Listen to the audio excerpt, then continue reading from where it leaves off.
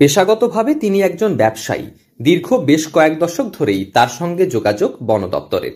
তবে এরপর পরিবেশের জীবরক্ষার ভাবনা নিয়ে শুরু হয় তার এই কাজ। দিন কিংবা রাত থাকে ভয়, তবে ভয়কে উপেক্ষা করে দিন রাত সেবা করেন পরিবেশের। উদ্ধার করেন একাধিক বিষধর সাপ থেকে বিভিন্ন ধরনের প্রাণী।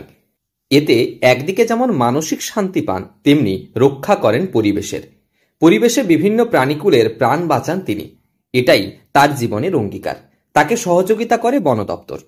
আমি ওয়াইল্ড লাইফ রেস্কিউয়ার, সাপ রেস্কিউ করি। মানুষ মানে আতঙ্ক, মানুষের বাড়িতে যেগুলো সাপগুলো ঢুকে যায় ওগুলো আমরা রেস্কিউ করি।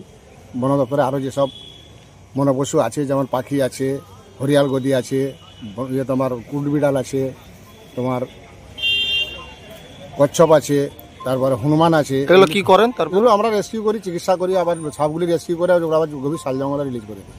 এভাবেই দীর্ঘ 7 থেকে 8 বছর ধরে তিনি উদ্ধার করেছেন একাধিক বিষধর সাপ।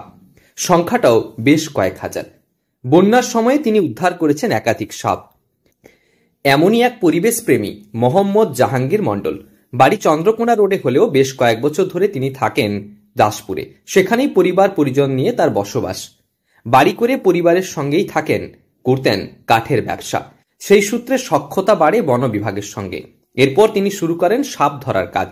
সামান্য প্রশিক্ষণ পেয়েছিলেন তৎকালীন এক বন আধিকারিকের থেকে। এরপর থেকেই একটাই নেশা, পরিবেশের জীবকে রক্ষা করা। গন্ধগোকুল থেকে গোসাপ কিংবা যে কোনো বিষধর সাপ উদ্ধার করেন বছর 50 হতে চলা জাহাঙ্গীর বাবু। সকাল হোক কিংবা রাত, এমনকি ঘাটাল মহকুমার যে কোনো প্রান্তে বাড়িতে কিংবা কোনো স্থানে সাপ বের হলে প্রথমে ফোন আসে তার কাছে। নিজের বাইক নিয়ে ছুটে যান সেখানে, উদ্ধার করে এনে সেবা শুশ্রূষা করে ছেড়ে দেন নিরাপদ স্থানে। একদিকে যেমন সাধারণ মানুষকে তিনি বিষধর সাপের আক্রমণ থেকে রক্ষা করেন, তেমনি পরিবেশ রক্ষায় তিনি বাঁচান বন্য প্রাণ। 12টা, 1টা, 2টো শীত পড়ে গেছে, এখনো প্রত্যেকদিন 6টা 8টা করে রেস্কিউ আছে, প্রত্যেকদিন রাত দিন সমান। কতগুলো সাপ রেস্কিউ করেছেন? বন্যার থেকে প্রায় 1300-র মতো হয়ে গেছে। 1300 মতো প্রতিদিনই রেস্কিউ করতে? প্রত্যেকদিন।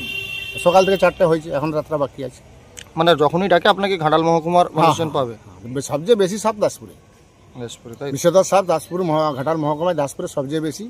কখনো কচ্ছপ, কখনো গন্ধগোকুল, আবার কখনো বিভিন্ন লুপ্তপ্রায় প্রাণী উদ্ধার করেছেন তিনি। একাধিকবার ঘাটালে বন্যার সময় প্রতিদিন সকাল থেকে সন্ধ্যা তিনি উদ্ধার করেছেন বেশ কয়েক হাজার সাপ।